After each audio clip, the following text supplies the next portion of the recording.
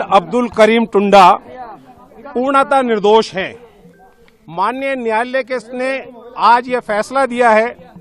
अब्दुल करीम टुंडा को honourable court ने हर धारा, हर सेक्शन, हर एक्ट से बरी किया है। सीबीआई प्रोसिक्यूशन अदालत में अब्दुल करीम टुंडा के खिलाफ Tada act, IPC, railway act, arms act, विस्फोटक अधिनियम, किसी मामले में कोई ठोस सबूत पेश नहीं कर सकी। शुरू से हमारा ये कहना था, मेरे मुवक्किल का ये कहना था कि अब्दुल करीम टुंडा निर्दोष है। अब्दुल करीम टुंडा की निर्दोषिता आज न्यायालय में एक बार फिर साबित हुई है।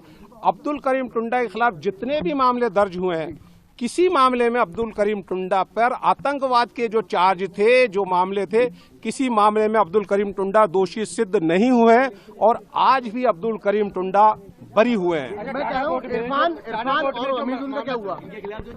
इरफान और हमीदुद्दीन को दोषी माना है। सजा के ऊपर थोड़ी देर के अंदर बताया जाए। अच्छा, टाडा कोर्ट में जो फैसला सुनाया है, क्या आधार था इसका?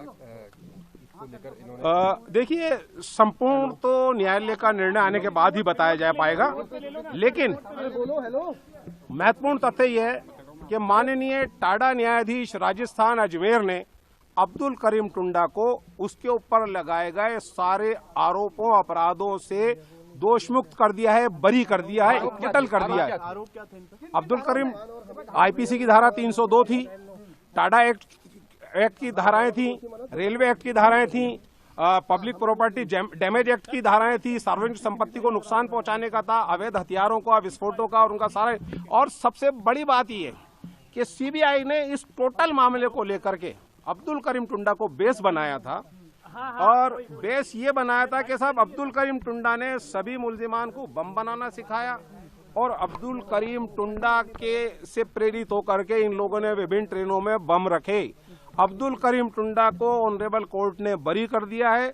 दौरान आर्गुमेंट सीबीआई के वकील साहब कई बार ये कहते थे इस पूरे मामले में अब्दुल करीम टुंडा मास्टरमाइंड और हीरो है, लेकिन मास्टरमाइंड और हीरो बताते थे। इंडियन फिल्मों में आपने देखा होगा कि हीरो स्टार्ट में स्ट्रगल करता है, वो सच्चा होता है और लास्ट में उसकी जीत होती है, और यहाँ भी यही हुआ। सोनीपत में उम्र कैद की सजा है। वो आईपीसी में है। आतंकवाद से संबंधित मामले में अब्दुल करीम टुंडा को आज तक कोई सजा नहीं हुई है।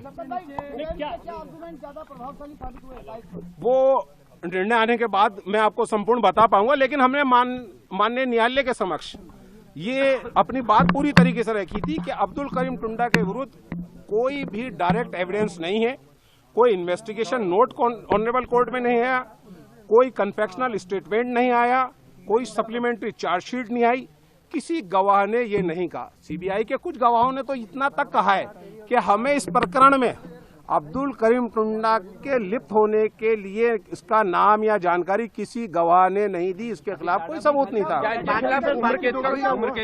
उम्र कैद का भी मामला था ना, टाडा एक्ट में 302 में उम्र कैद तक की सजा होती है ना, इसमें सभी सब धाराओं में बरी कर दिया है। हत्या के आरोप से, विध्वंसक अधिनियम के आरोप से। बाकी दो का क्या हुआ?